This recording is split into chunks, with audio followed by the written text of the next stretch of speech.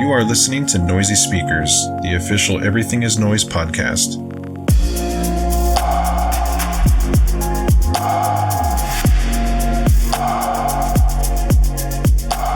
Hello, everyone. Welcome to Noisy Speakers, the official Everything is Noise podcast. My name is David. I am a writer and editor for Everything is Noise, and I am joined by two of my pals, Inter. Hello. Our PR guru, as it were, and our fellow writer-editor, Jake. What's up, everybody? So it just came to my attention that we haven't done a podcast for nearly a year, which is pretty wild. We actually set out with our rebrand when we named our podcast Noisy Speakers to try to get this done more consistently. We clearly failed in that, but we hope y'all have been enjoying the text-based content, because that's literally all y'all have gotten for the last year or so. But we're here on a special occasion. It is the middle of the year. It's late July, to be more specific.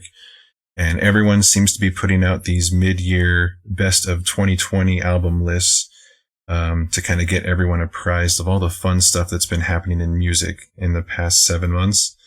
And we figured we'd take a crack at it, since we love lists so much, and give you some of our picks. And we'll talk about them at length.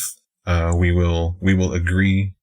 We will disagree, and we will inevitably say a lot of, I haven't checked that out yet.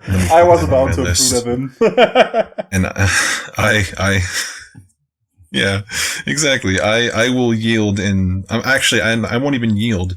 I will straight up gamble that I will be the one that does that the most. But we'll find out. There's lots of treats ahead, I think. And, we are a little bit past midway in the year. So, we probably have more stuff to choose from than usual. And it's, which is good. We like options around here. It's probably nice, to like, if for all listeners, if you write some of those down and check those out, that's a pretty cool time in the year because we have kind of a summer hole coming up. A little less releases than usual, so it's a great time to catch up with the first half of the year. So, get out those sheets and write down.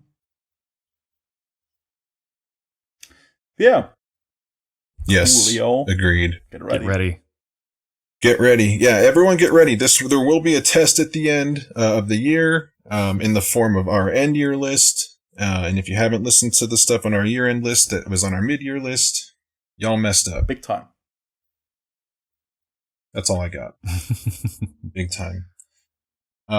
So I guess I will start us off. And I will start us off with an album that I think all of us will agree on as far as its inclusion. And that is Moses Sumney's Gray, part 1 and 2. You're just swinging for the fences right at the start. Yes, yeah. Well, I mean, let's start out easy. Let's get in with something we can all at least talk about at length. I've said most of all I wanted to say in my 2 reviews for it, personally. So suffice it to say, it's a very good album. Everyone needs to listen to this. It's not very easily classifiable music, but if you just love that pop, soulful, indie kind of stuff that's very well layered and fun. Fun's not a good word. It is fun. It's fun to listen to, but it's not a fun, upbeat album per se. Right. But it's also not sad either. It's very poignant and vulnerable. Colorful. Yeah, well. That's his thing. Yes. Yeah. So, but yeah, I've said all I need to say about it. So, and I know y'all have some thoughts on it. So, please, by all means, take it away, y'all, on Gray. Yeah. Go Jake, ahead, what do you think about it? Because maybe you have something. It's okay. That's fair. Honestly, it's one that I've only listened to a couple of times. Well, I guess the whole project a couple of times. But I mean, it feels like the natural evolution from a romanticism, which came out a bit ago, which I thought was absolutely brilliant as well.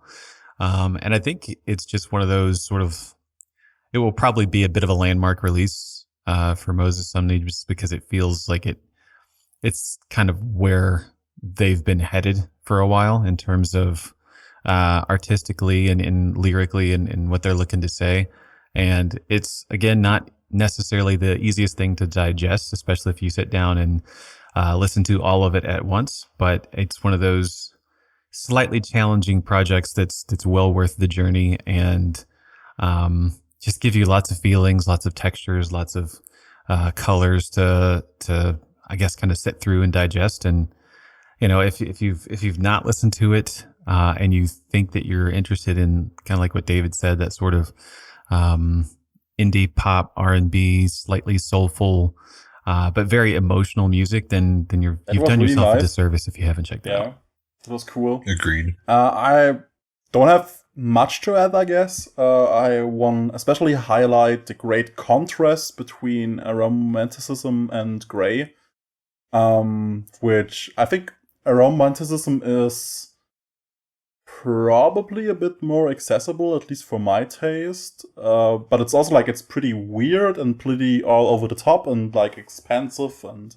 extravagant and stuff like that. But Grey being easily just a lot of music, like a lot of songs, and like a bit more personal, probably. Grey is harder to digest, at least for me. But it's like pretty rewarding. It's one of the highlights of the year. It's one of those records, and maybe I guess we will talk about Fiona Apple later. So, but it's one of those records which shows this like new wave of art pop, I would say, like artists which have roots in pop music, but like drawn inspiration from all over the place. Like Moses Sumney is everything basically, which is like modern music. It has like electronic, it has jazz, soul, like folk, it has hip hop, it has everything basically. That's like a really interesting trend because it like shatters genre boundaries on a really natural way. And Moses Sumney is one of the most interesting figures in this whole movement of like genre-less music. And that's not awesome. And I think I would even extend your recommendation for everyone who is interested in what modern music should sound like or it could sound like. And everyone should listen to Moses Sumney. Because it's, even if you don't like it, it's like a reflection of what modern music is, basically.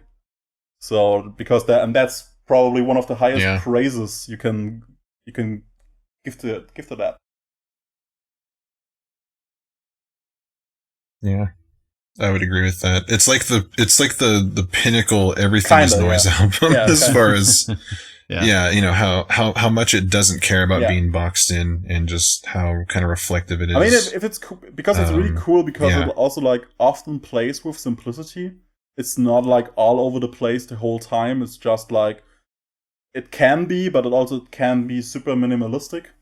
That's a pretty awesome contrast, which is extremely well paced throughout the record. So yeah, that's another thumbs up for Moses Sumney's Grey. It's great. Listen to it. Definitely. Agreed. Yes. Yeah, please listen to it. It's wonderful. It is 2 parts. It's a double album, kind of technically, but it's still only a little over an hour, barely over an hour. 20 tracks, but a lot of shorter ones, interludes, things like that. Whole piece just comes together very, very, very well. That is still, if I had to say right now, literally kind of gun to my head, quote unquote, that's probably still my album of the year as we speak. And it's been out since May in whole. Yeah. So riding strong. Yep. Riding strong to the end of the year. Let's go, Moses. Right on. But yeah, that's my first one. Jake, why don't you give us one of your picks? Let's delve in here. Okay. Let's go. So I will pick one that I think I'll probably be the only person with this record on my list. And this is an act that I've been following for years. Actually, I think one of their songs is like my most played song on Spotify, and that is The Midnight, their new record, Monsters. Good Lord. I don't know what it is about this band or this act. I think it's just two guys, but there's just something about the way they write their melodies. And like for a long time, they sort of predicated their sound on sort of this, romantic nostalgia tie to the 80s.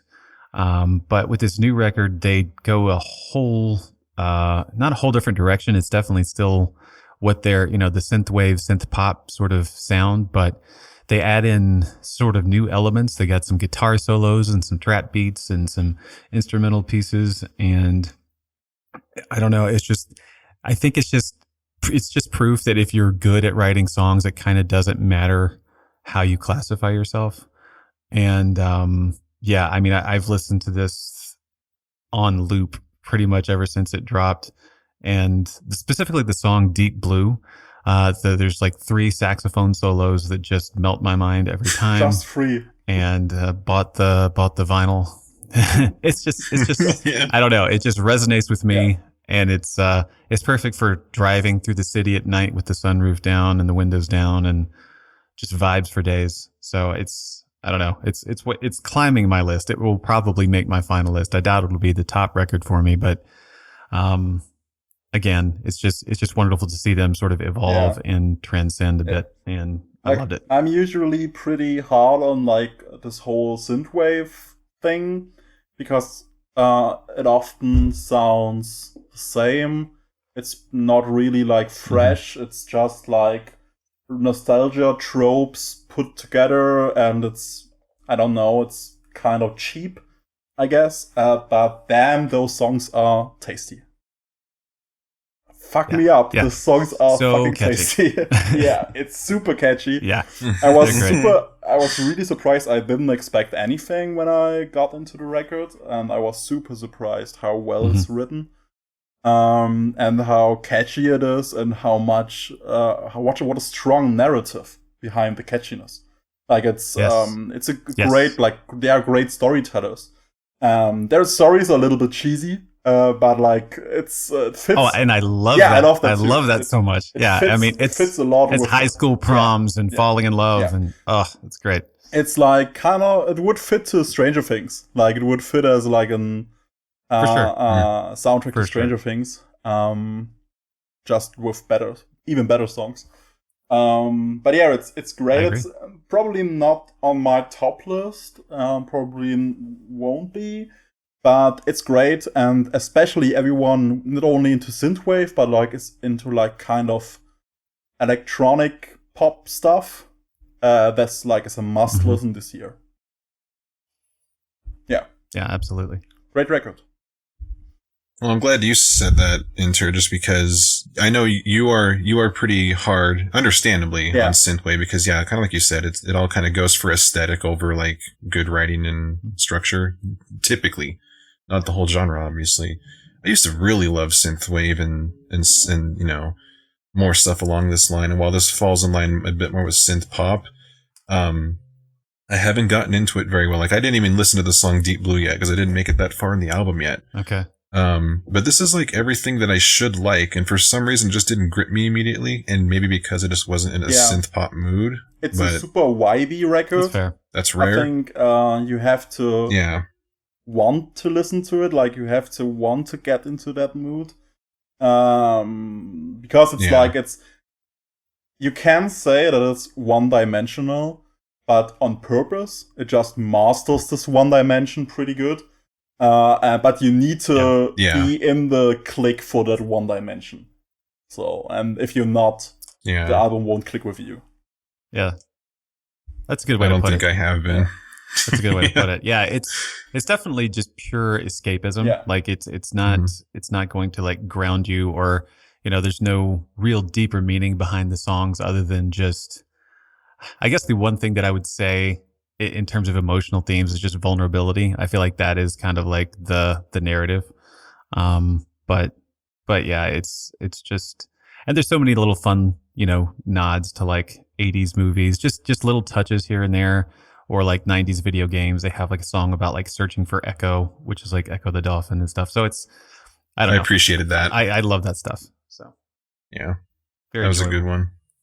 Yeah.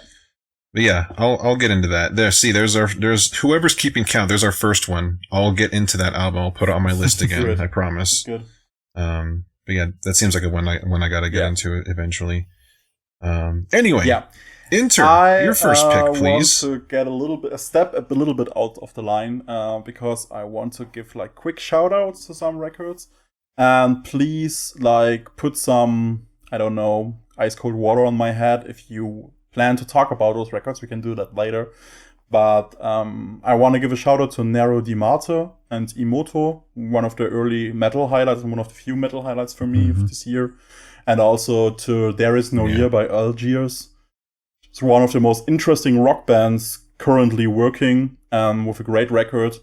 And yeah, with the the drummer was in what's the band name? Whatever. The drummer was in a famous indie band. But I would like to mention Marigold by Pine Grove, which is like an exciting return to form by Pine Grove.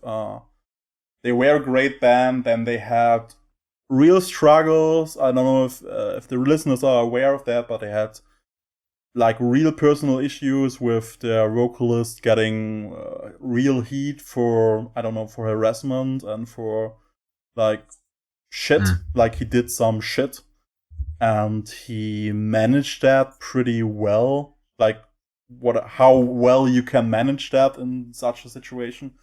They were really transparent about it, tried to work that up personally, but also like in band form. And they had like a kind of a drought with their records a few years back. They were fun, but not like extraordinary. And Marigold is great. Like, it's really great. It's really warm. I consider that one like the American football release of this year is kind of how it feels to me, just in terms of like emotionality. Obviously, it's got a slightly different flavor, but it's kind of got that emotional, simplistic, in a good way, kind of just honest delivery of great songs. Yeah. It's like, I almost forgot that album came out this year.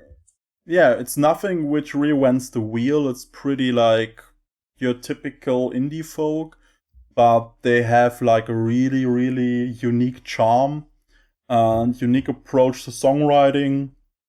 Like great arrangements, great sound, really good lyrics, great delivery, and just like a, I don't know, kind of a feel-good record, but not that feel-good. Like, that's kind of contrast thing. It's warm and vibrant, but it's also kind of sad and desperate. But it's great. If you like love this whole, I don't know, revolution or like reanimation of like Midwest emo stuff, this could be something for you, definitely. An overall great band, and I'm super happy that they are back at like probably their peak yet.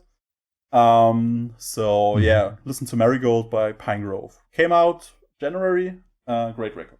Aged super good. Yeah, it was early. Like I said, I almost forgot that it even came out this year because it was just so on that cusp of the new year, and it's been a while. It's been 7 months. Yeah. But yeah, that's a good one. All right. Well, it's that time, y'all. We got to talk about Soccer Mommy. That was on my list as well as my next record to talk about. But great. Yeah, there you go. Soccer Mommy's Color Theory. That's one I think we can all three agree on. It was just another one that just kind of hit it out of the park. And it, again, kind of sticking somewhat with the theme. It's one of those albums that kind of has a certain aesthetic. In this case, it's like 90s indie-ish rock. Alt rock stuff. Just real nostalgic, feeling very warm. Yeah, but it nails it It nails it so hard. Super confident. And No. yeah. Jake, you reviewed it, right? I think I did. Yeah, it seems right. Yeah. Again, I'm been pretty forever, sure you but did. yeah. But Yeah. I thoroughly I think it was Enter that actually turned, well, at least me, and I think a lot of us at the site onto her first record, Clean, which came out, I guess, a couple of years ago. And I really liked it. And it definitely had a different feel than Color Theory. Color Theory feels like I won't say a massive shift, but definitely a step in a different direction than her earlier stuff. And I think Enter and I both shared slight consternation when we heard some of the early release tracks. Like, this isn't what I expected from her, and I don't know if that's what I want from her. But then when you put the whole record on and you hear probably the best song of the year, Circle the Drain, and then obviously a few others, it just comes together in a way that it confidently, I think, is what we're agreeing, nails that aesthetic, but it doesn't feel tacked on or kitsch or any of that. It's just a perfect interpretation of what that vibe is, and just incredible songwriting. She feels really authentic with that vibe, which is, I think, the make it or break it argument if you establish like such a huge aesthetic in your music, which can, like Jake mentioned, can go off the rails pretty quickly if it feels like a gimmick or tacked on or something like that. But she is, I don't know, like I was David. Fucking up, I fuck your names up the whole time. It's late. No, Jake mentioned it that it's we were kind of scared because Clean is like more of a bedroom pop stuff. It's really small and like it feels really tiny. In a good way, but it's Sakamami is huge. Like Color Theory is huge, but in the best way possible. Like it's like it feels really that she's blossoming into a bigger artist, or like having like a stronger artistic vision. And like we said before, she executes that with so much confidence. It's great.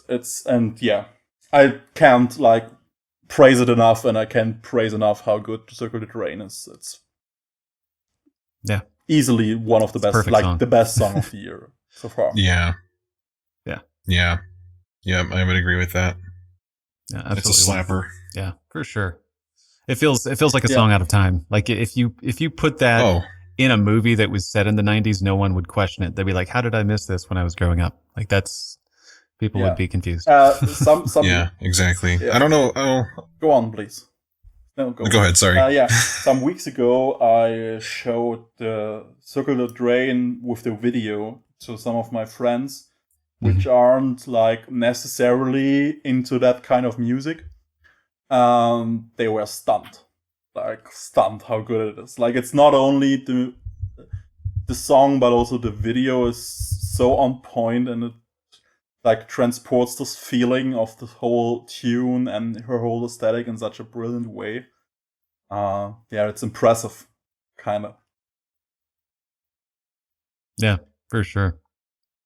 Cool. Yeah, we agree. I mean, that was easy. We all like love it. That was you gotta ease into this sometimes.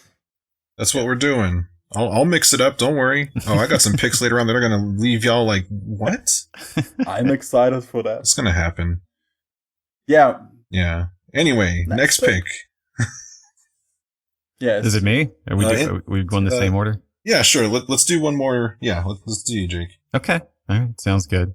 So I think I'll probably go with another one that, I don't know, Enter, this might be on yours. I think it might be.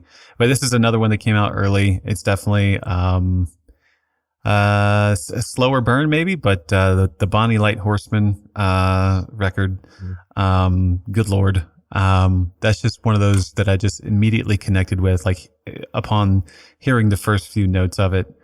And that, the title track, just fantastic collaboration. And I'm going to blank on some of the names, but I know Anais Mitchell is sort of like the featured player And then there's a couple. It's kind of like a small folk supergroup, I guess. Would be one way to put it. But it is. It's kind of got this sort of. I hate to use the term ancient, but it's kind of got this older vibe to it. It's like a modern take on folk that feels several hundred years old. Is maybe the way I would say explain how it feels. It's very simple. It's storytelling. It's narrative folk songs, but it's just incredible harmonies, great arrangements, nothing incredibly complex by any stretch, but it's just that warm kind of storytelling folk music that just sort of you want to listen to while you're sitting by a fire in a robe or something. I don't know, but it's great, and it's one I just kind of keep going back to because it's got that really comforting, smoky smell to it that I adore. Yeah. It's kind of a pattern that we are praising records which are not that huge, but like go for one thing and master that. Couldn't agree more. Bonnie Light Horseman is, they know what they are and they're like perfect at exactly that. But it's like kind of a scoring into an empty goal because having a nice Mitchell on vocals is kind of a it's kind of a cheat code. So I think like if you are slightly interested into folk music, and you have to listen to that. And I want to highlight the awesome cover artwork. Because I hate horses, but I like this one. It's a great horse. It's one of the best horses ever. Yeah, perfect horse. It's great. Yeah, it's fantastic. Have you checked it out yet, David? I can't remember if you've breezed through this or not. No, not yet. Fair enough. There's number 2. Yeah, I haven't quite yet. And then, I did listen to it closer to when it came out initially. I was not feeling it. And, and again, that might just come down to timing and, what I was feeling at the time. But I could see myself getting into it just at the right moment. I really got to just pounce on it when I feel that way. Yeah. And maybe that'll be soon because, lately I've been listening to a whole lot of pop and, kind of more gentler stuff. So that time may come soon, but it has not come yet. Fair enough. And it is one of those records, and I think we may have mentioned this at some point, that the first song will tell you exactly what this record is. It's not going to mix it up or throw any curveballs at you. If you don't like the first song, you're not going to like this album. Yep. Easy as that. I'll try. I promise.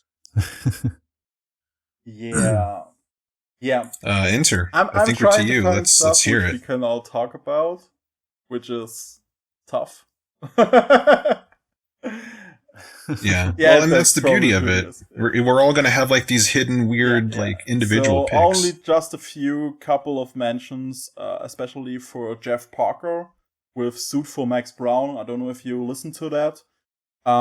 It's one of the best jazz records of the year. It's melting hip hop into jazz in like such a great way. And I would like to talk about it more, but I would like to that you guys listen to it before we talk about that more. It's great. It's fantastic. I also want to tone down the Japanese fanboy in me, so I will get that out of the way right now. I would like to mention Trico's new record, which is great and their best work yet. And I would like to mention Dimlim's new record, Misk, which is also firework of Japanese too much-ism. And that's a good one. And definitely. I love that because they're doing it so well. And also, I want to feature something which is probably a bit unexpected coming from me. I would like to praise Loaf with I Let It In and Took It Everything, which is probably the best Deftones record we will get in the surrounding years, especially with a new Deftones record on the horizon. But I guess it's great. It's pretty overproduced, overwritten stuff, but it's good and it's owning it and it's great. Yeah. Yeah, but yeah, I enjoyed it. a lot. I enjoyed it a lot. Great. I love it. It's really, really good. But the record I want to talk about is Greenhouse. 6 songs for Invisible Gardens. I mean, I wiped pretty heavily about that when it came out within our team. And I think our editor friend Dom wiped with me on that. It's kind of a small jam. I don't think I think it didn't get a lot of coverage on media. It's a small little ambient record with a great artist. I think her name is Olive. Or they name. I think she goes by a pronoun they Olive. Their name is Olive. So right. Yeah, and then it's like the title of the album tells you what it is, basically. So it's a lot of transporting the feeling as you were sitting in a garden. And it's a lot of like wind going through leaves, and you can hear the sunlight. It's like kind of a good way to put it. It's like it has some lowercase notes, like kind of those minimal lowercase things that you have the feeling you can hear the plants grow and stuff like that, and it's really organic and it feels really close, and it's a really isolating experience, I think, in a good way, because it puts you in this place, and the album is really like demanding to put you in this place pretty much, but it's good. It's on a good way. Like it's if you need like escapism or like some time for yourself and time for your soul, that's pretty much a therapy session going on with that record. So I want to like highlight that because it's fantastic. Yeah, it's like listening to God Rays. Yeah. I like that. Yeah. Awesome. Yeah, it's a good way to put it. It's very warm. Yeah, I think I went through it maybe a couple of times around when you started raving about it. I haven't gone back to it recently, but it's definitely one that I can see as therapy. You just you put on the headphones or however you listen to music and just exist along with it. And it's really great. It's really great. It's very meditative. Yes, perfect word. And it's short. It's like a half hour, so it's not a huge time commitment. Just jump in, get into it. Yep. Yeah, I like it. I approve. Nice. All right. Yeah. Well, do I want to mix things up? Sure, man. Yes. Contrast is everything. Okay. All right. I think I'm gonna go out on a limb and do our first hip hop pick, and that is going to be D Smoke's Black Habits. That's an album I reviewed personally, so again, I've already said quite a bit about it, but just to summarize a bit, if you're not familiar with D Smoke, he actually won the what's it called? The Netflix show, Rhythm and Flow. Sure, I forgot. I didn't watch it. I'll be honest with you, but he was the winner of that reality show where basically there was several rappers from around the country. I think just the country. I don't think it was international. And they were all judged on various aspects of hip hop and hip hop culture. D Smoke came out on top. He is actually the brother of Sir out of Inglewood, California. And in keeping with that, he also is. I want to put this in the right way because I don't want to compare him to Kendrick Lamar, but he is easily and like unmistakably probably the closest thing to Kendrick Lamar will get besides Kendrick Lamar as far as just being a very mature, thoughtful hip hop artist. Very, very West Coast, although not in the sense of like, what you might think when you think of West Coast, which is like, G-Funk type stuff. And there's a little bit of that in there. There's a little bit of G-Funk in there. I do like that. But it's mostly just very, vibe heavy hip hop, very smart. Dang, what else can I say about this album? It's really good, y'all. If you've been missing, like albums by people like Kendrick who, they're not huge, opulent artists, but they're more down to earth, very thoughtful. Like I said before, D-Smoke's kind of where you need to be this year. It is by far one of my top hip hop picks of the year so far. And it's just it's a very good storytelling album too. D-Smoke's a very good storyteller. He tells stories about his family issues, his father being in prison. He's also a Spanish teacher at a high school, or at least he was, in Inglewood. So he has a very prominent Spanish lyrics. And although my Spanish is terrible, I will also go out on a limb and say that his lyrics are great. Very good mix of cultures there. It's also like kind of a cool it's California of the culture in his neighborhood, which is like, I mean, yes, I agree. It's also one of my favorite hip hop records of the year. It's so warm and inviting, and yeah, it's awesome. Like I've mentioned that before on several occasions. I like when a rap artist gives you the feeling that he's sitting down with you at the night in a kitchen, and like after a night out or something like that, and he tells you about his life. And D-Smoke's record is exactly like that. I really love that it's not like extravagant, and that it's like super down to earth and super warm and intimate. Yeah, I mean, if you just want to listen to someone who is like so easily likable with being a human, that's probably your way to go with D-Smoke. Yeah, I would agree. It's like the most California album possible without getting like also too just good, kitschy or too. Yeah. yeah, exactly. Yeah, I agree with that. I still need to listen to that. I'm behind. I am almost certain you'll love it. Yeah, I have no doubt. I've heard Black Habit a few times. The song. Yeah. But I just haven't taken the leap. And this is one of those rare occasions that's fair. When David and I agree on liking a hip hop record. So that should be like your approval. I feel like that's of greatness. Yes. That's very rare. Awesome. It's super good. It's a bit of a longer album. It's an hour, but again, a lot of storytelling. There's a lot in there. There is no filler, but it's not overblown. Hour, it's not so overdone. That's fine. Yeah. Yeah. No filler.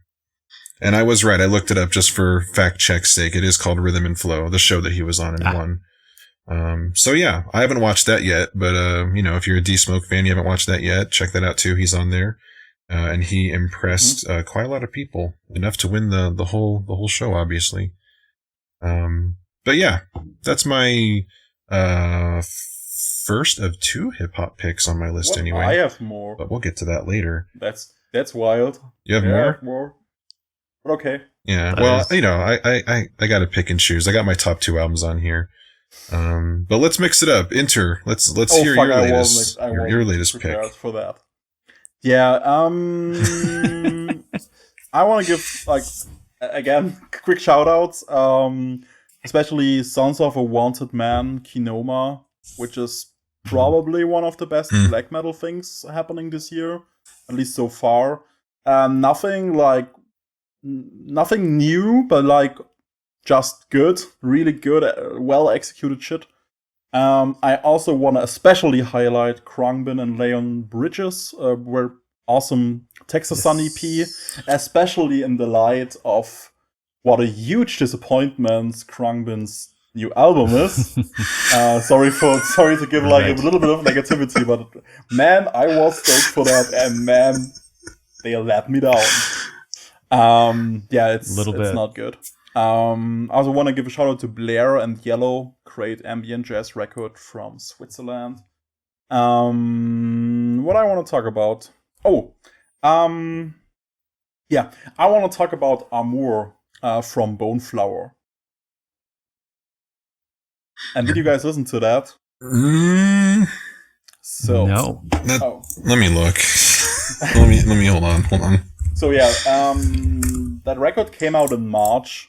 Yes. Did it? Yeah. That record came out in March. Did it? Yeah. And it's not it's not famous or not really highly covered.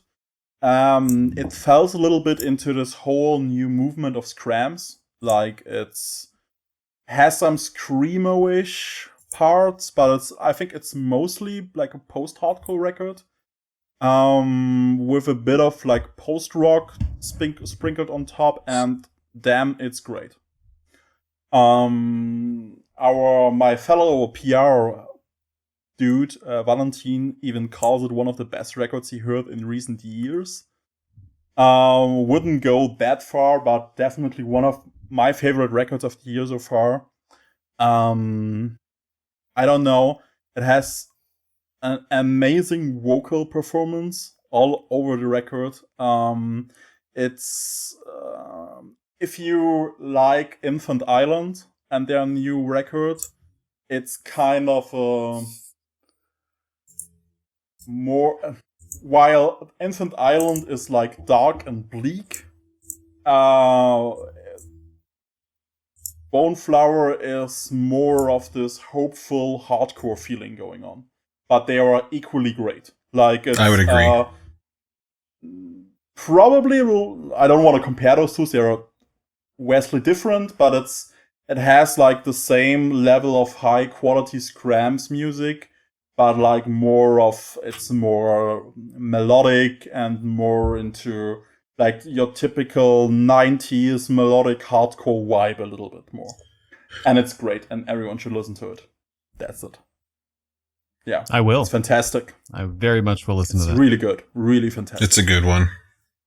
I like it. Because I adore the Infant Island record, Beneath. So yeah.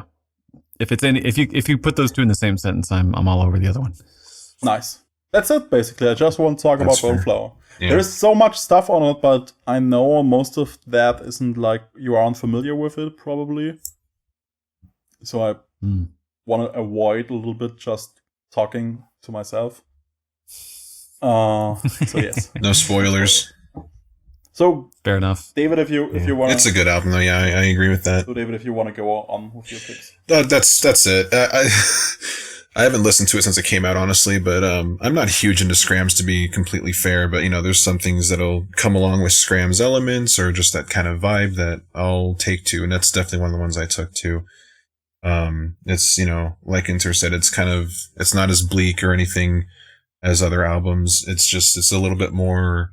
I don't want to say sunny either, because it's not, but it's like more ethereal. Yeah. I'll say ethereal. It's more ethereal.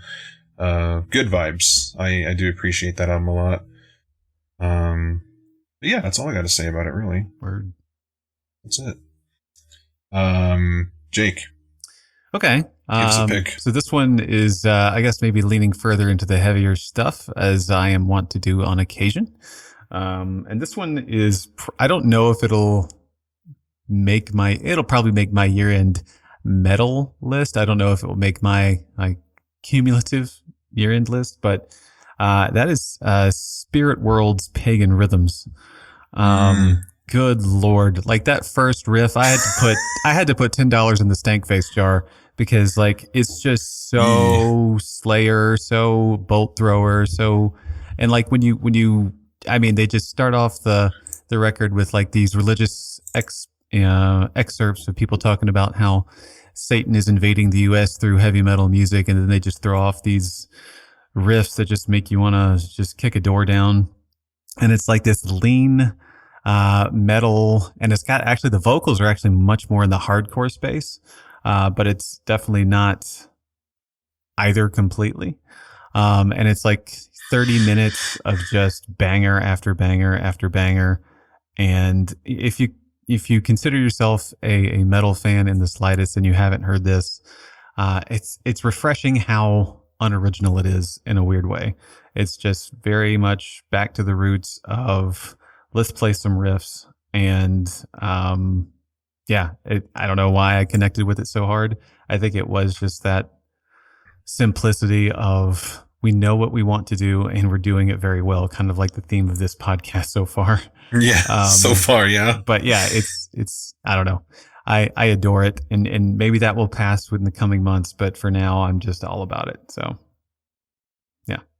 Did either of you enjoy it? I know, David, I think you listened to it, right? Hell yeah, I did. This shit rips.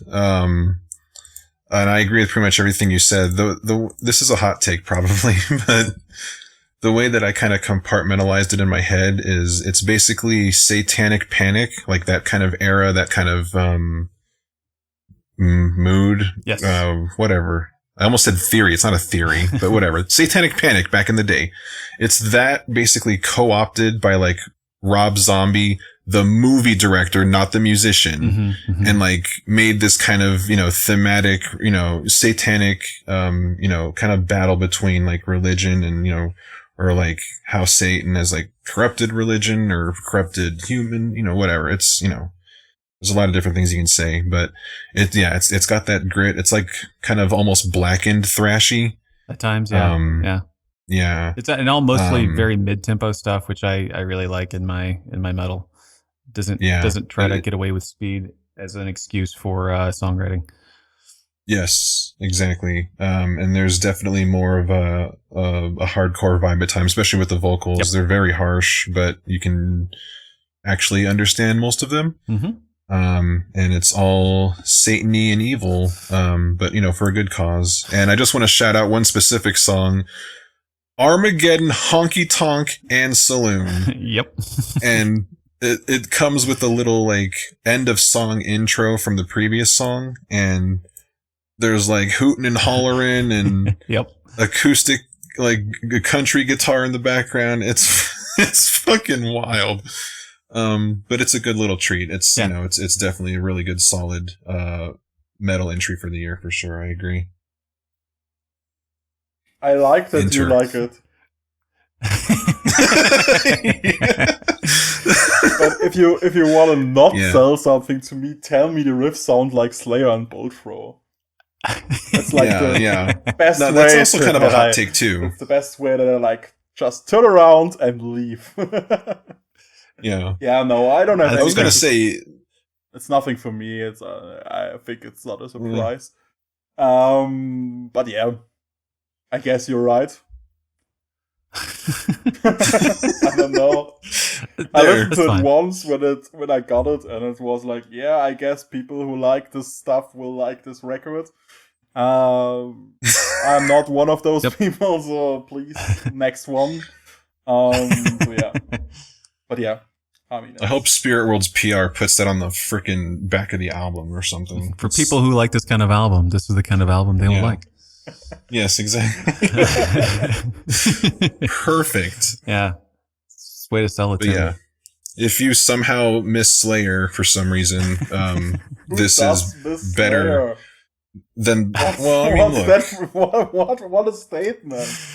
If you miss Slayer. Yeah, well, if you somehow miss Slayer, and I can't even say it without laughing. Yeah. It's a good album. Go check it out, y'all. Spirit World, one word.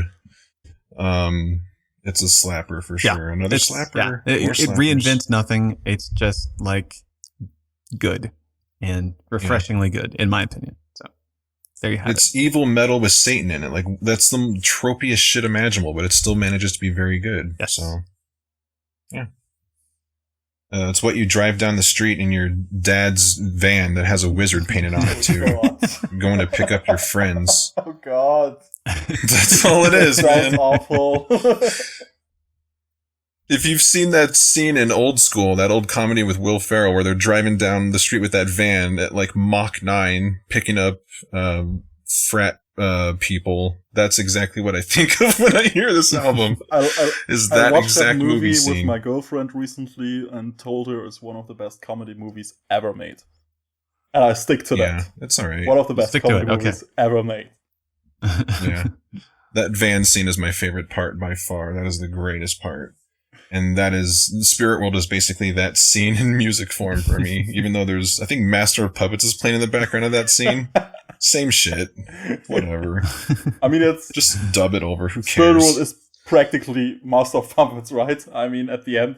It's, put that on the back of the album. It's Practically master of puppets. Just shorter. Oh yeah, way shorter. Way shorter. All right. Who's yeah, next? it's a good one. Who's next? I think it's David. I think it's David's. Ah, shit. Let's talk about Porno Helmet. That's a good segue, right? Yeah. That's the best. That's the only way you should allow to introduce Porno Helmet. Let's talk about Porno Helmet. And every word is in all caps, which you know I love. Yep. Porno Helmet is an experimental artist. Is he from Texas? I don't even know. He's from somewhere. He's an alien, actually. Never mind. He's not even from here. Moon. Yeah, there you go. Very weird stuff. It's abrasive, but not loud wall of noise style. It's more just in its structure, in its approach. It is rock based. It's electronic based too, a little bit. Mm-hmm. And the kind of the elevator pitch that a lot of our team kind of agreed with that's heard this album. Oh, it's called Banglord, by the way. Porno Helmet's Banglord. Banglord. It's the Igor album. Excuse me. It's the Igor album that we didn't get this year, basically, is what Porno Helmet achieved on this album. It's just weird shit, and I love it. I did write a premiere for this a while ago. We had the pleasure of premiering one of the tracks for Porno Helmet, and it just it took me over. It was great. It won me over immediately. It's very very big, very percussive, very let's throw shit at the wall kind of feeling, but it all actually works. It doesn't feel scattered or haphazard, even though it feels that way in your brains. Yes. It's fucking space orgy. Yeah. Space orgy, there you go. It's like all over the place and it shouldn't exist, but damn, I'm glad that it exists. Yeah. Yes. Yeah, it's cool. There you go. I think David said it, and I think what you have to say about it, it's really good and really, at least it's fun. It's just like a really fun record if you are into that whole spacey, breakbeat, grindy kind of stuff, which is kind of overwhelming, but like you don't put it on if you want to listen to something chill out and like get overwhelmed by it. It's worth it. It's cool if you're looking for like overwhelming shit. Yeah, definitely. And again, it's not so much noisy. It's more glitchy and just kind of out of the world in that way. It sounds like your brain's being defragmented. Whatever that means. Yeah. I just made it up. I can say anything about this album that would make sense. Yeah, that's true. It's great though. And it's short. It's like 20 minutes. It's not even like an album in traditional sense. It's like 7 tracks, 20 minutes. So not a lot of investment, if you end up listening to it and wanting your time back. You won't get it back, but you I'm sure you can live with missing 20 minutes. Yeah. But yeah, Porno Helmet. And again, I didn't spell the artist name. It's Porno, Pornohelmut. Porno Helmut. And I think there's an umlaut in there somewhere, but no, it's not. I can't type umlaut. Helmut is just a German name. No? Oh, fair enough. I thought there was an umlaut in there. No, it's not. Never mind. Scratch that. It's a German name. Edit that Usually out. old men have this name. It's not common in my generation, but like some of my grandfather's friends are commonly known as Helmut. It's like the name Harvey over here. That, which makes the name any Harveys even better. Anymore. Yeah. Enos. What? Yeah. What's another old name in American? Ira. Jack, help me out here. Ira. Yes. Gertrude. Ira. That's usually a lady. Yeah. Yeah. Henry. Henry. Oh, Henry's a good one. Yes. Porno Henry. What about Marvin? Anyway. Banglord, y'all. Is Marvin like an old guy name? Marvin? Yeah. Marvin? Yeah. Because I just want to get called Marv. Marv. I love that. That's great. That's fair. That's fair. All right. Let's mix it up again. Jake. Yes. Let's go back to you for our next one. Okay. So this is super recent, but I Did you didn't skip on really me? need Yeah, much time with you it. skip on me, right? Yeah. Yes. Yeah. We'll come back to you. I mixed it up again. Sorry. No, problem. I like it. Yeah, super recent release. But again, I didn't need much time with it to know that it's one of the best things I've heard this year, and that is Odyssey's new EP, Odd Cure. Good Lord. Like, I didn't even know this was coming. Was it shadow dropped? I don't know. It just showed up. I think it was. And it's one of the records that just immediately puts a smile on your face because, first of all, he's lyrically brilliant, incredible flow. But the way this is a clearly a quarantine album or EP or whatever it is.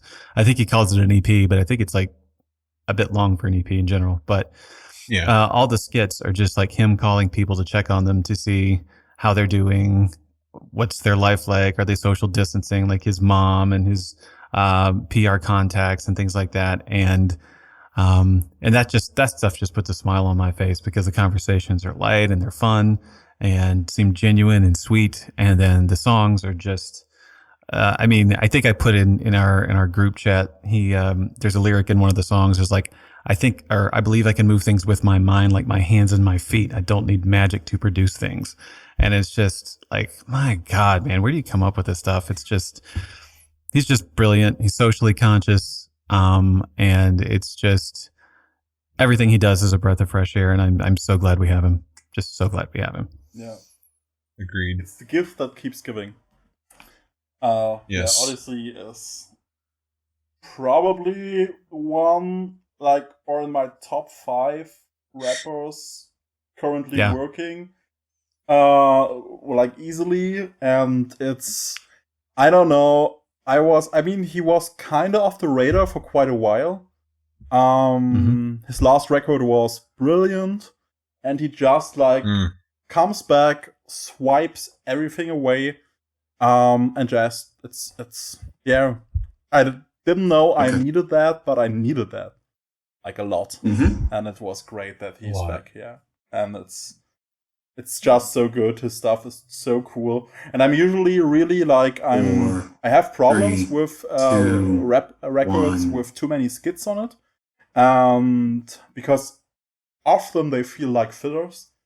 But like Jake said, the skits on Odd Culture are adding so perfectly to the whole vibe of the record, and making it so intimate and super likable. He really displays this feeling that you know him. It's all me this time. So. You want to spend time with him because he's such a lovable character, and not in the terms that he is perfect, but he has edges and roughs, and I just want to spend time with him, and probably his releases are the only way we'll ever get to spend time with him. And so I want more. It's great. Yeah, it's also on my list. It's fantastic. I agree. Yeah, it's a very wholesome piece, and I think that's kind of a common thing with him, as far as just, feeling more down to earth, more sincere. He is kind of in that same box as the Loyal Carner rather. Jesus. And I guess to a degree kind of the Kendricks as well, just as far as being very thoughtful, but it's just very down to earth. It does feel very conversational, and very wholesome. And yeah, of course, when I saw this, I was like, this wasn't announced, right? Because I pay attention. I came out of I listen to things. And then all of a sudden last Friday, was it? I'm already forgetting. It's just out of nowhere. I forgot who said it, but someone was like, new Odyssey. I think it was you, Jake, actually. And I was like, what? And I went to go listen to it immediately, and I saw skit, and I was like, oh no, this can't be good. But it was good. I shouldn't have doubted.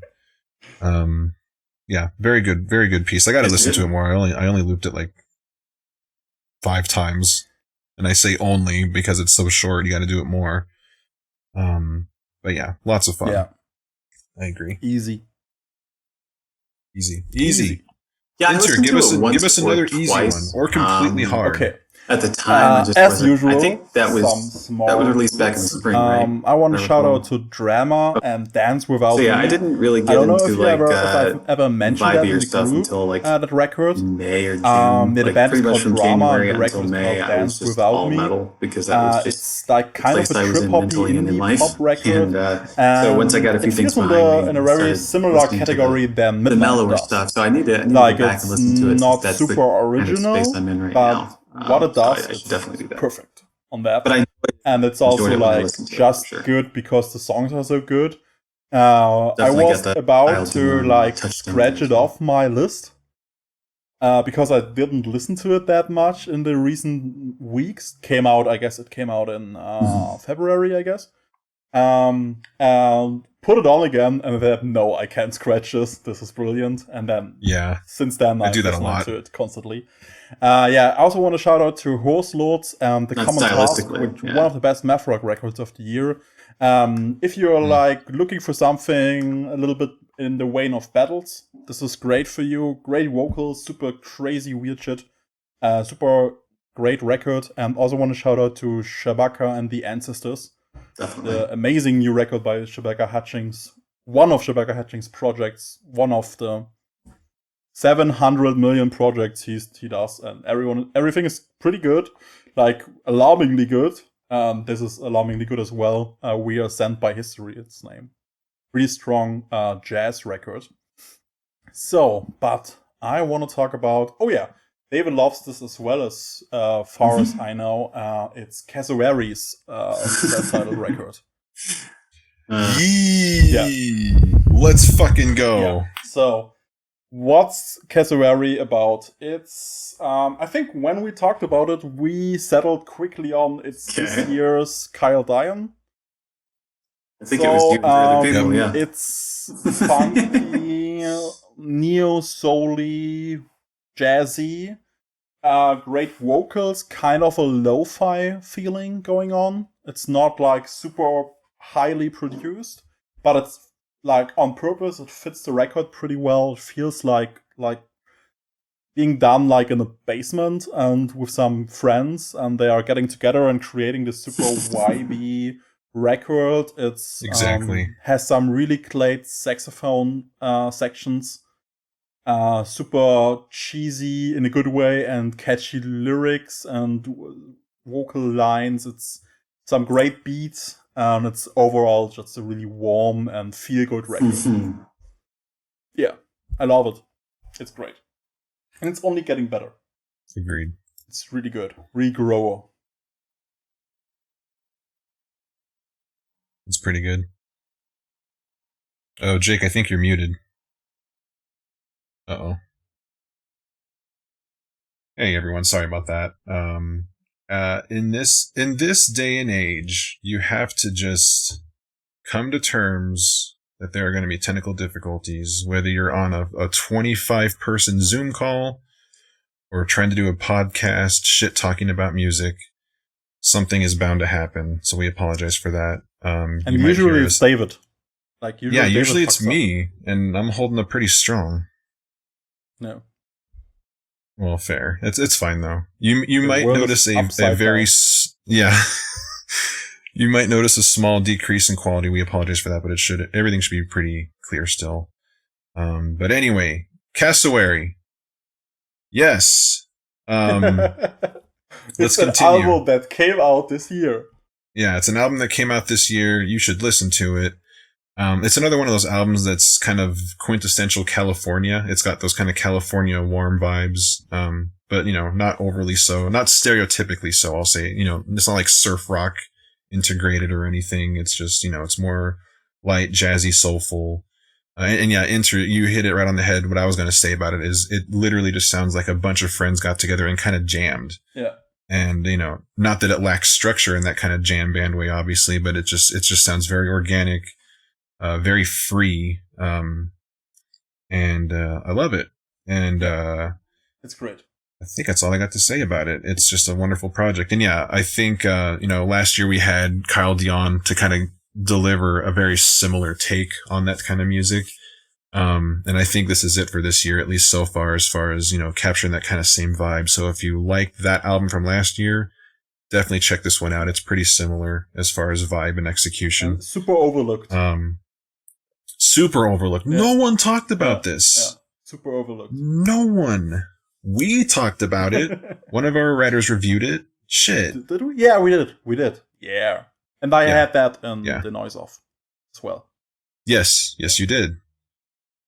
Yeah, see, most of our picks are going to be in the noise of each month, y'all. Y'all got to read that. Listen to the Spotify playlist. It's good stuff in there. Okay. So I'm going to do a couple of quick shout outs for some of my metal stuff that I've been into this year. One big one for me that is, sadly I don't think has gotten enough praise or talk is the record Impermanence by C. It's, I think, one of the few bigger doomgaze records from this year. And I really, really, really liked it. I think they're like a Massachusetts-based doom band. I think it came out, got a little bit of press, and then quickly died off. But it's one that I think, if you're into that, like Pale Horse, Pale Rider, or Big Brave, or that style of doom. Yeah, it's just you want to listen to this. It was an insta buy for me. Another one that I really think is kind of gotten overlooked is Old Smoke from Barishi. I really, really like that record. It's just one of those really solid sort of progressive sludge, kind of like Mastodon, but with a bit more Inter Arma injected into it, which I'm all about that. But I guess one of the big ones that I want to focus on a bit more is one that I think I mentioned it at least once or twice, but is Four Dimensional Flesh by Afterbirth.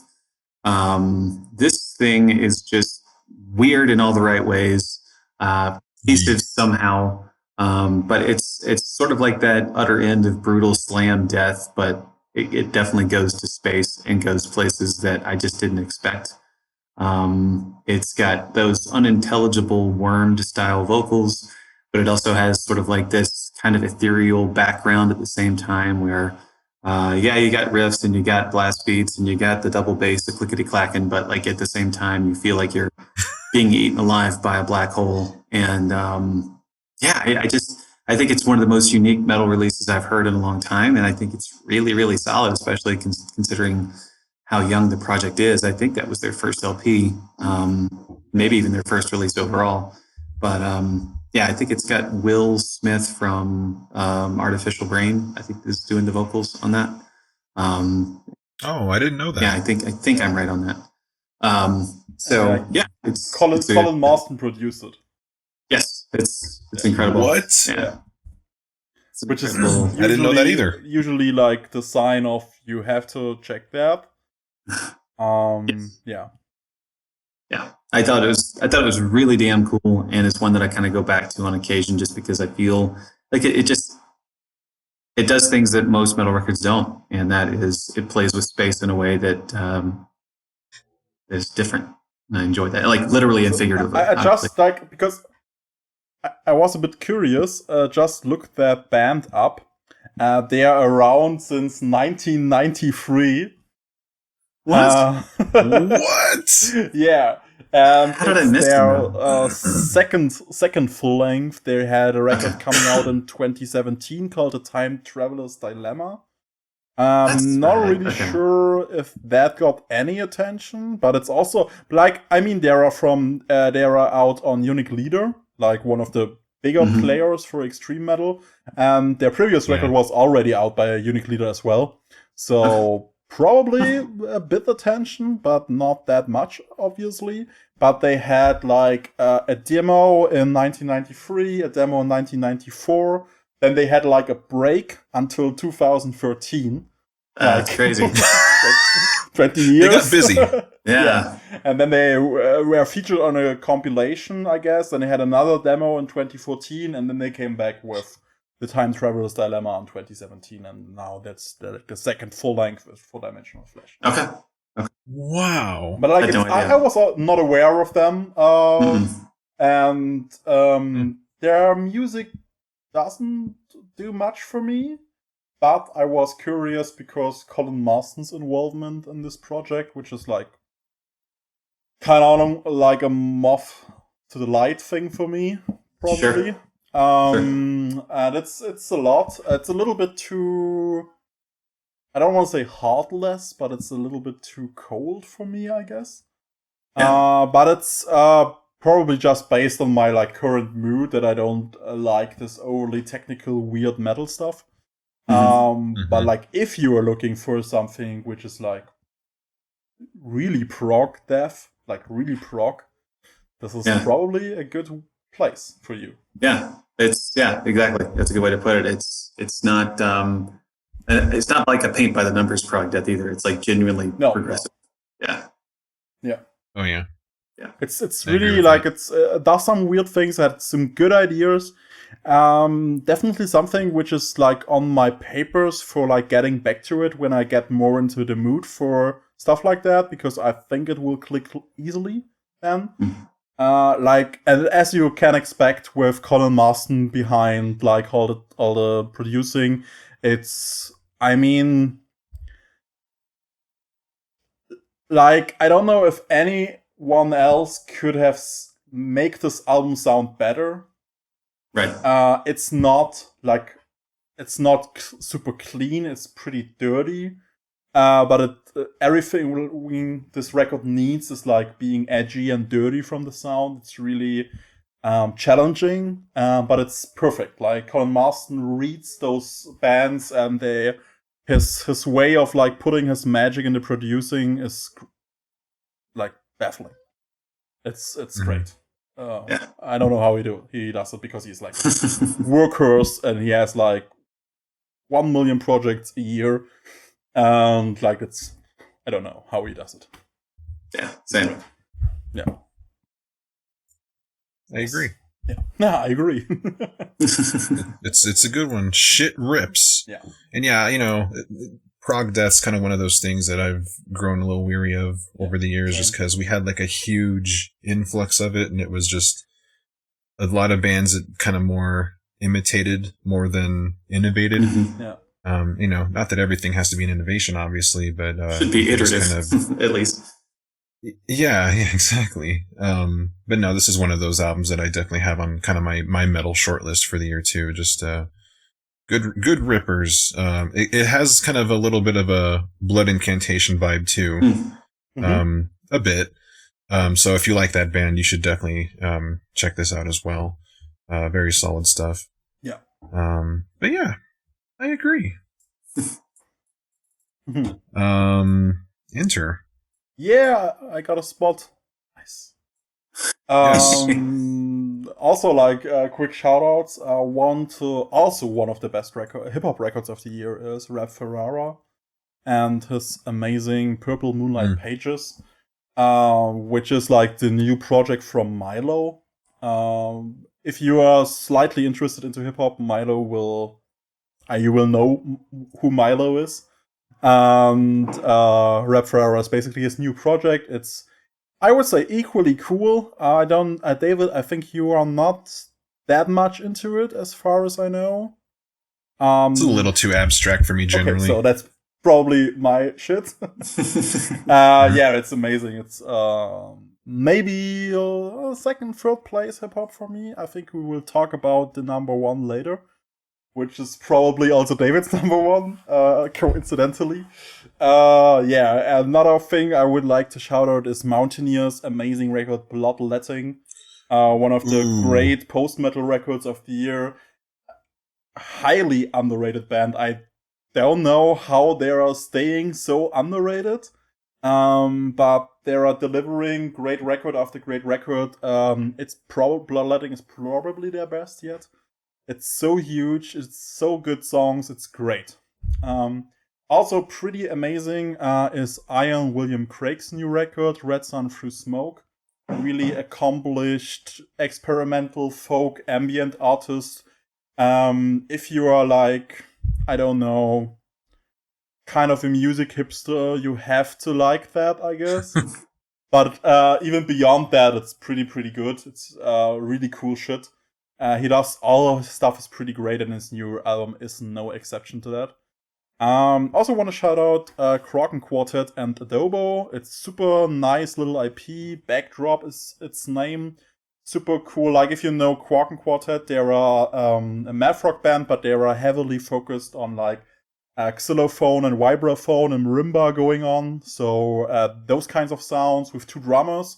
They teamed up with Adobo, the vocalist from Hikes. Like a great math rock vocalist. Together they created Backdrop, which is like the usual Kraken Quartet sound with great vocals and guitar work on top. Amazing little EP. Also want to shout out Company of Animals with Yaras, also super overlooked, no one talked about that, and it's kind of a duster pinback record, like 90s alt rock space psych shit. Amazing record. But I want to throw, I think it's inevitable to talk about it, Fetch the Bolt Cutters by Fiona Apple.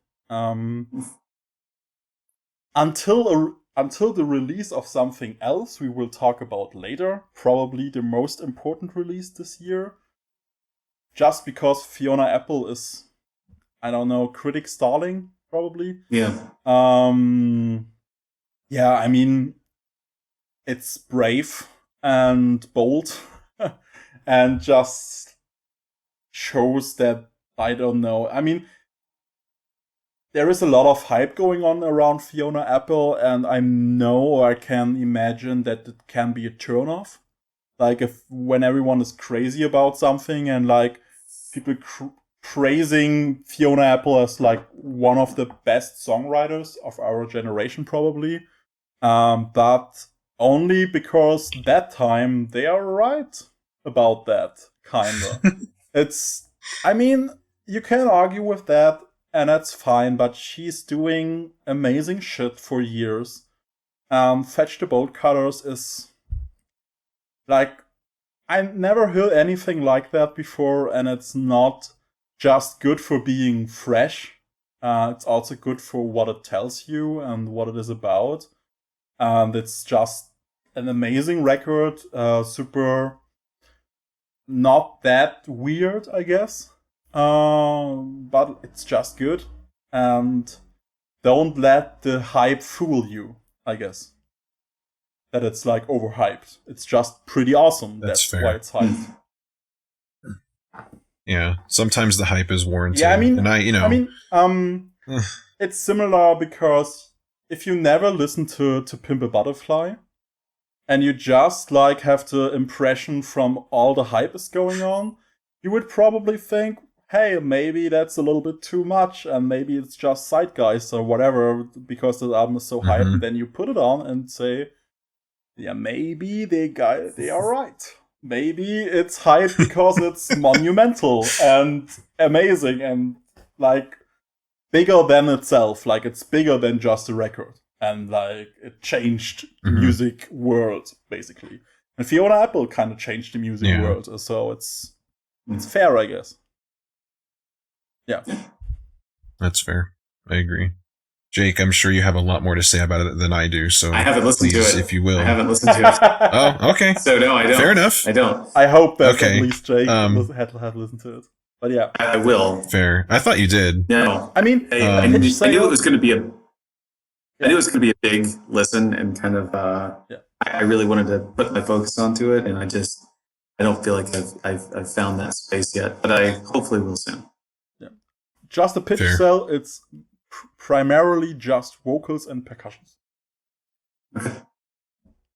And that's great. Like it's wild. It's pretty good. Yeah.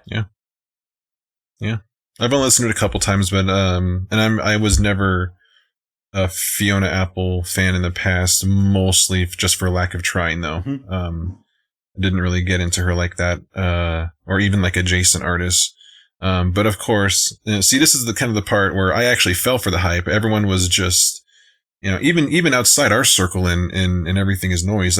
Everyone was talking about this. And, I had friends that don't talk about music really at all talking about this album.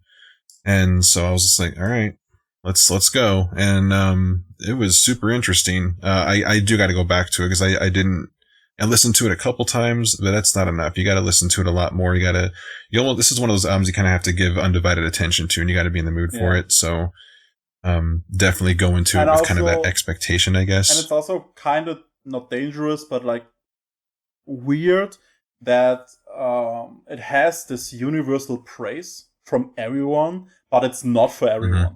Like it's not not everyone will like this. It's pretty wild, and especially like if you are not used to like really like more artsy music and more compelling music, it's probably will just give you a question mark, probably.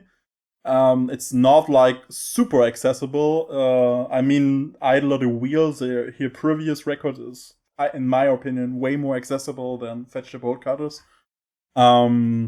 So that's kind of a contrary, I guess, that you have this whole praise, like the whole music journalism landscape is like raving about that and like thinking this is the best shit ever happened, kinda. But it's like, it's challenging. But if for those who are interested in this kind of like challenging art pop world, it's really rewarding. Like it's really good, but it's not for everyone. Totally agree. Yeah. All right, y'all. David. Yeah. I'm waiting for something. Look, we're near the end here. Right. We just got to talk about it. Let's just get it out there. No more teasing. We must address Run the Jewels, or TJ4. There's obviously, they plan to release this album months in advance. They wrote the album 2 to 1 year ago. They, laid it down less than a year ago. This is without a doubt, at least in my mind, and I'm sure maybe you'll agree, the most timely album humanly possible for this year. Very, very political, very socially conscious. That's always been Run the Jewels' thing. It's always been Killer Mike's thing. That's always been LP's thing to a degree. But this is a whole other level. I've always liked both artists in their solo career for the most part. I came to Killer Mike a lot later, even though he came out of the gate with like Outkast and stuff back in the day. Up until this point, I think the apex of both artists' work was when they worked together on Rap Music, which is a Killer Mike solo album, but LP produced it all. This trumps that somehow, and I didn't think that was really possible.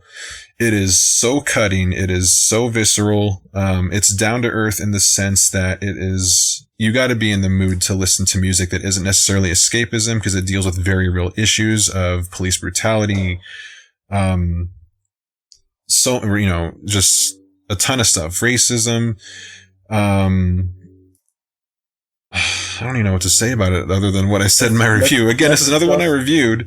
Yeah, let's just say that this is like probably the most important hip hop record since To Pimp a Butterfly, like easily. Probably. And probably the best or like the most important record of the year. Because it's like, to call it just a music album is kind of like underpaying it. I mean, it's a cultural standpoint, and one of the strongest I've heard this year. And I think this year had a lot of cultural standpoints and a lot of cultural turmoil and shit going on. And I think for our whole generation, this is one of the weirdest, most fucked up years we ever had. Also, like in recent history, I don't know if probably since 9/11, and maybe even crazier. Not even crazier. Yeah. It's crazier than 2001. I can't remember feeling that weird for that long. Besides personal issues, of course. Like living in this world, and this album is that. Like, this whole feeling, and shared through some incredible poetry, some incredible artistic confidence, and importance and independence. It's, I mean, you can't even. I mean, you put good words on that in your review, but it's like you can't really it's try hard. it to get it into words. It's more than every sentence or every paragraph can ever tell you. It's everything which is going on right now in just a piece of art. Like fuck me. It's overwhelming. Yeah. No, that's it. Yeah. I agree. Okay, sorry. Jake, are you too speechless? I just have nothing to add. Anything I add, take away from what you guys said. I agree. Like, it's just, you can't, it's hard to quantify the thing. You know, you can't really measure it in a way that makes sense. Yeah. Yeah. You know, I mean, if you want to listen to one record this year, make it that. No matter from which musical angle you are coming, doesn't matter. Listen to that. Everyone has to listen to that. It's like, I don't know, they should play that in schools. Kids should listen to that. Everyone should listen to that. Everyone. And it's, I don't know. I mean, Elon Musk is planning to send music in your brain, and when he tries out, take that record and just like give it to everyone. It's that's fair. Wild shit. It'd be like how iTunes should have put a U2 album in everyone's iTunes, except where it's going into your brain, and it's a way better album. There you go.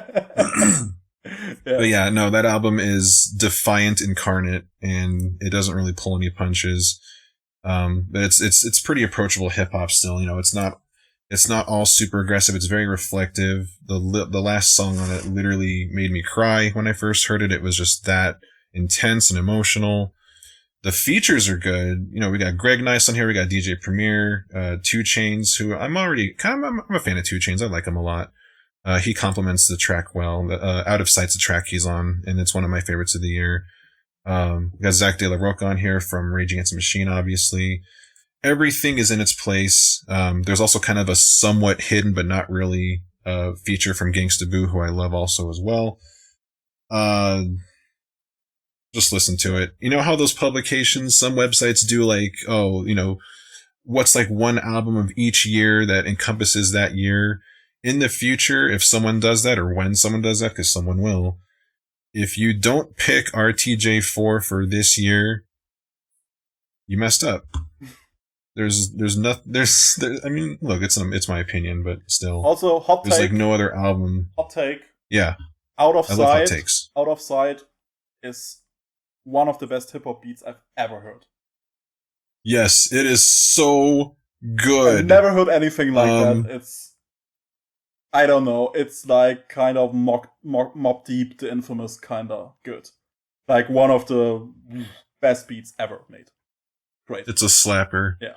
It uses the same sample as a DOC song. And I forget the original artist, but it's the same sample but reversed. And if you go listen to that song and listen to Out of Sight afterwards, it's uncanny. Such a good beat. I know LP had some help in the engineering department and producing department, but it's still mostly him. So whatever they all did in the booth was wild as hell.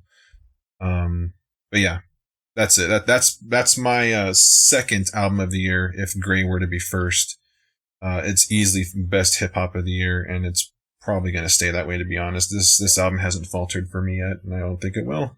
It's also my second album of the year. So yes, stated. It's great. And I think it's kind of tough to say anything after that, probably. Yeah, it's hard to follow, but guess what, Enter? You're going to try. Give us a pick. I tried, and I will give a quick shout out, and I will try to end my picks with my favorite record of the year. But first, let's get some picks going on. I want to shout out Viva Belgrado's Bella Vista, one of the most beautiful records of the year. I think they're from Spain. Their lyrics are in Spanish, and it's kind of a math rock indie thing, and I don't understand the word, but it's beautiful as hell. Also want to shout out to Splinters from an Ever-Changing Face. The new record by Ant, probably one of the best heavy records, like heavy like a train falling on you heavy. So good, so like perfectly production on that paced, record is just yeah. It just feels like it's about ready to immense. explode in your ears. Yeah. It's so good. Yeah, it's like I think Will Putney produced it because he's also in the band as one of the guitar players. Yep. So no surprise that the production is amazing. Because listen to Fit for an Autopsy, even if you don't like Fit for an Autopsy, the production is stellar. So it's the new Ant. It's a great record. Also want to shout out to Tom Misch and Yusuf Days with What Kind of Music, which is also hot take. The best thing Tom Misch ever did. It's the best version of Tom Misch we ever encountered. And Yusuf Days with his amazing beats. He's such an amazing percussionist. He got the best out of Tom Misch. And it's not that vocally heavy, which is great. It's a lot more about vibe and beats and soundscapes, and it's fantastic. What I want to shout out... I want to shout out Corey Smythe and Accelerate Every Voice, which is mostly vocal-focused, free jazz, weird record. Pretty great, check it out. And last quick shout-out is for Craig Fox and Contact. I don't know if you guys listened to that. Craig Fox is the drummer for Liturgy, and he also played drums for XI, the band by Colin Stetson, or like Colin Stetson's main band. And Craig Fox is their drummer, and he has released a solo record this year, and it's mind-blowing. It's crazy. And if you're into like experimental music, heavily like jazzy influenced, but like just like experimental percussion music, it's your jam. And yes, so my favorite record of the year, and the record I want to talk about here, no surprise, is Liane La Havas' beautiful self-titled record, which was my most like highly anticipated record of the year. And damn, did she shatter those walls and made an even better record I could ever imagine. Fuck me up, this is good. Yeah. Like, I gotta listen to it more. Yeah, I need to check it. Yeah. It's so... I mean, it sounds so good. The production on this record is so good.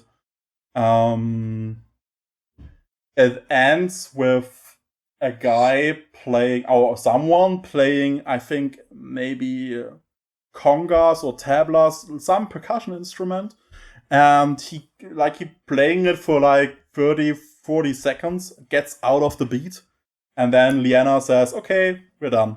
And that's the end of the record, and that's gives you this feeling of that the whole record was played like in a row, with just people in the studio, and the whole record sounds like that. It's super organic. It tells a pretty cheesy story, but super beautiful. It's about like a falling relationship of Liana. And it tells you how like affection builds up and then crumbles under reality, kind of that stuff. Nothing really new, but with so like the songwriting on that is out of this world. It's so good. Her voice is amazing. Probably, I mean, one of my favorite vocalists of all time. And yeah, this record, I can't praise it enough. It's fuck me up. It's so good. It's so good. It's a good one. I like it. Yeah. Listen to that. It's great. It's so good. Yeah. Agreed. Jake. Okay. Jake. Give us another pick. Okay. I think in general, there's one big one for me that I haven't brought out yet, but I do want to mention a couple of other records that I really enjoyed this year. One is going to be the Craven Faults record, the sort of like fancy electronic stuff. Yeah, big fan of that album. Again, I think it came out like January 17th, super early. I don't think it got a huge ton of attention, but I'm a big fan. Great for studying or just, driving or, vibing out, whatever. Also a big fan of the Caspian record on Circles. Mm-hmm.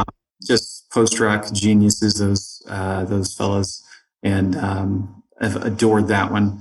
For me, also, I really enjoyed the Jason Isbell and 400 Unit album Reunions. I don't think it was quite as strong as the Nashville Sound, which came out before it, but there's just some really, really stellar tracks, great storytelling, and you just really can't beat him if you're looking for that indie/alt country vibe. He's just the best there is. I think one of the greatest songwriters of his generation, in my opinion. But I think there are two others that I have to mention as my curtain call. One is going to be I don't even know. I guess we'll call it Math Gaze, but Dead Weight by Glow. Just incredible. I have that on my list as well. Yeah, just incredible album. Great songs, great feeling, great production. And then again, another early album, but one that just I kind of keep going back to and just, amazed every time. It's got great vocal performances, big songs, never gets in its own way and just kills it. But that leaves me with one left, and that is Devouring Ruin by Wake. That's probably my metal record of the year. Wake were a grind band almost through and through, and then here comes Devouring Ruin and just kind of changes it up. It's still got grind in it, but it's more like post-grind or grind gaze, or I don't know what you would call it, but it's just, it's so much more than that at this point, and it's just, it's a nice lean album. I love buying metal records when it's just two sides because when I get it on vinyl, so I'm like, okay, this is gonna be an easy listen. It's because I do buy a lot of Doom records, and sometimes there's four of them, so it's nice to have just one to flip. But Wake, Devouring Ruin, I don't think that's a surprise to anybody that it's probably my record of the year. In terms of metal for sure, but I don't know. I just latched onto that thing hard really early and still love it.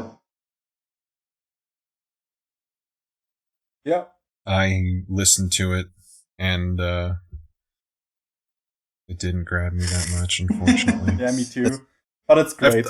It's a really good record. It's just not that special for me, but it's really thick. Really meaty in the best way possible.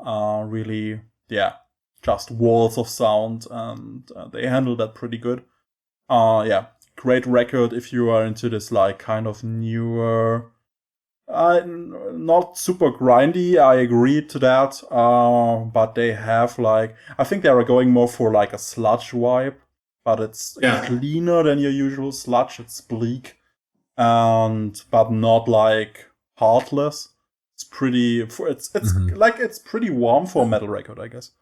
It's just good, really good. Yeah, good.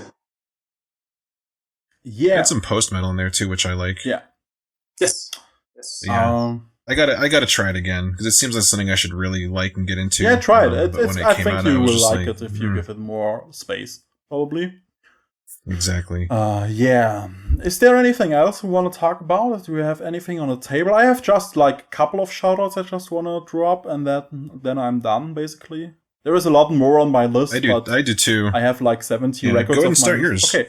I think we already talked about that. Just a really quick shout out to Beneath by Infant Islands. We mentioned that when we talked about Boneflower. It's a great Scrams record. It's kind of Black Ant Scrams with post metal and stuff. It's really cool. Also want to shout out to Material Girl and Tangram, which is, there is no way to explain what this record is. Just listen to it. It's fucking crazy. I've never heard anything like that before.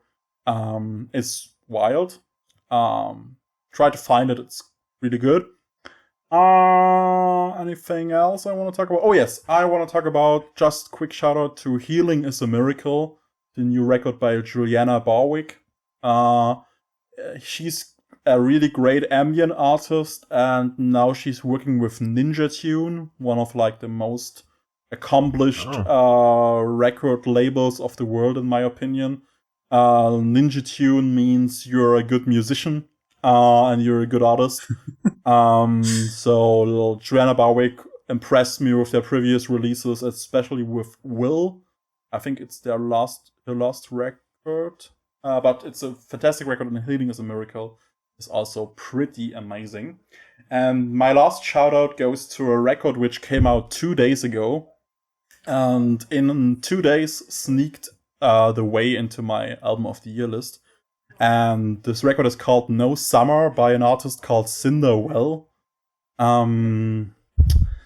Until that record dropped, my favorite folk record of the year was Bonnie Light Horseman, probably together with Mute Forest's record Rider Storm. And now the best folk record I've heard all year is Cinderwell's No Summer.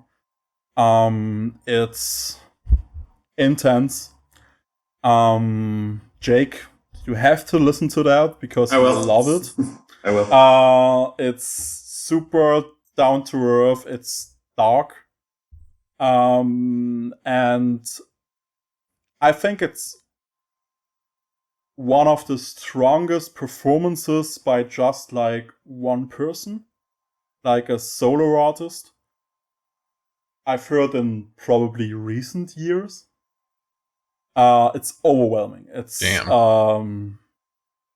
I don't know. It's like the record starts with kind of just vocals and singing, and it's like Sunhouse level of intensity. It's crazy. It's really, really crazy. Okay. Crazy good. Yeah. That's on my list. Heck yeah. Check it out. Cinderwell, No Summer. Fantastic record. Can't praise it enough. Really good. Very, very fitting name. Yeah. Yeah, definitely. Yeah. And I think the second track is over 10 minutes, and it's like gloomy and super heavy, but it's just her and guitar. Great. Wonderful. Nice. All right. Cool. That was nice. Yeah. I got a lot of my stuff out of the world. That's cool. And Okay. yeah. That's the goal. Jake, did you have any shout outs, quick final ones? I guess I could mention a couple of, one wild one and one that is probably just slightly overlooked. But I Disagree by Poppy, again, came out super early. Oh, yeah. Just a wild ride that I love because it feels like it feels like an alien that crash landed and is trying to figure out what to do with itself on this planet. It's just so much energy and so much creativity, but it somehow works. Even though on paper, if you told me, I think the record started our internal trend of I shouldn't like this. Yes, I think it did. Yeah, it's good. Here it is. I like it. Yeah, exactly. And the other one that I really connected with was Drugs by Sugar Horse. Really great little really nice. Little record, nice doom-gazy sort of vibe. I think that's it. I think I literally mentioned everything I wanted to. Nice. All right. Or at least David, you want to have the last word on that whole story? Fair. Yeah, I got a few shout-outs. I'll make them quick. Recently released Zythlia album. Hope I'm pronouncing that right. Immortality Through Quantum Suicide. It is a grindcore-ish technical deathcore, not deathcore, but death metal album. Very, very wild. It's the most speedy and ridiculous album I've heard, but it doesn't depend on just speed. It has very interesting progressive structures in it. Some of the most wild lyrics you'll hear. One of the songs on it is called Schrodinger's Foreskin, just for a little bit of context there. And so it's literally just the condensed story of a guy or some being basically flying through space, experiencing like just cosmic horror upon cosmic horror, the end of universes, but this person cannot die. They are doomed forever to just experience pain forever. So not an upper of an album, but it's so good, so well executed, very ridiculous, but in the best way possible. It's a solo project by Nick Stanger from Ashbringer, to give it a little more context. Very different stuff, though. Very different stuff. Another quick shout out, Pyres, with their album Come Home. Pyre is I think a band, I want to say Philly. I apologize if I'm not remembering that right. Punkish thrash metal. Very good stuff. It's giving me my Mutoid Man fix while I wait for Mutoid Man to release a new album. Solid stuff there. Another quick shout out to a somewhat similar album with Azusa's Loop of Yesterdays. I listened to that album the other day again after a while. It still hits. It hits so hard.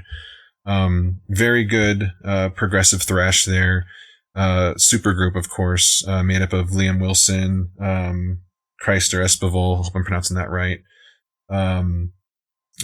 Just, it's so good. Very, very well layered, very well executed. It doesn't just go fast.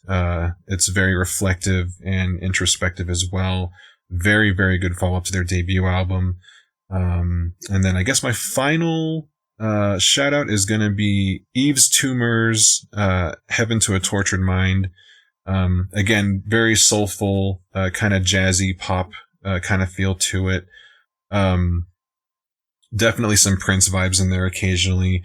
Yves Tumor also has one of my favorite songs of the year. It's the first track on the album, called Gospel for a New Century. Very good track. So good. The horns in the background, the loop of those, production's great. Whole album is just a very good experience all the way through.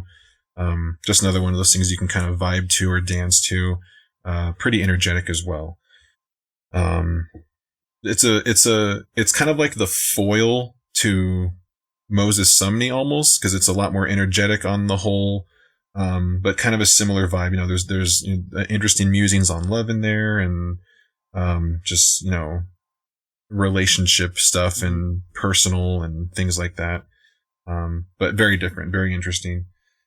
But yeah, I think that's all I had on my list, for the most part. I lost track of how many albums we all talked about, but it was, a shit. A lot. Yeah. A lot. And I left a lot of mine. I mean, yeah, I did too. I came to the table with like 9-10 albums, but my list is like 70 deep so far, and that's probably small in comparison to like what you have in turn others do by now. 65 or something like that on my how many? Of the year candidates, 65. Oh, okay. So that's about the same. I cut a lot of stuff. I've missed something, and I think we will see each other at the end of the year and see where we stand and what will end up. Because, spoiler alert, the three of us are also the album of the year jury for Everything Is Noise. So we will ride this bad boy home. Eventually. Oh yeah, it's real. And we're only 5 months away. Actually, almost 4, because we're practically into August at this point. I just want this year to end. So, yeah. Yeah. I'm exhausted. I'm really exhausted by this year. No, and I don't live in the US, so I'm still exhausted, even not living in the US. Yeah. So that's very fair. Yeah, but I think it was quite a ride. We covered a lot of stuff. Agreed on most, I would say. I think so. Yeah, and that's a good sign of and like a chilled out jury sessions in December. Oh yeah. Yeah. So yeah, I will be bringing my Cursed Mantis album though. Like David, is coming with. Take us home now. Take us home. Okay.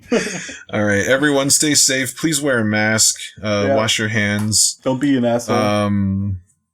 Yeah, don't go out and do like these 20 people party restaurant bar things where you're joining together 14 tables and you're ordering from a waiter in like a frickin' welding mask and like a hazard suit. This is ridiculous. Just be a decent human being for once.